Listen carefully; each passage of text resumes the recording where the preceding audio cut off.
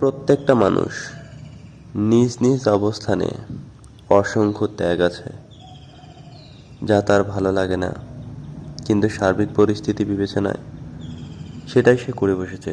এরকম অসংখ্য নজির আছে। সেই জন্যই বলি কি, প্রত্যেকটা মানুষকে সম্মান দিতে শেখেন, কাউকে ছোট করিয়েন না।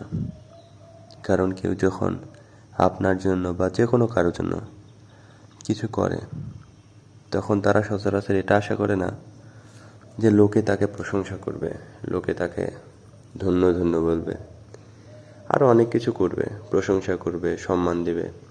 এত কিছু ভেবে আসলে মানুষ সচরাচর কিছু করে না।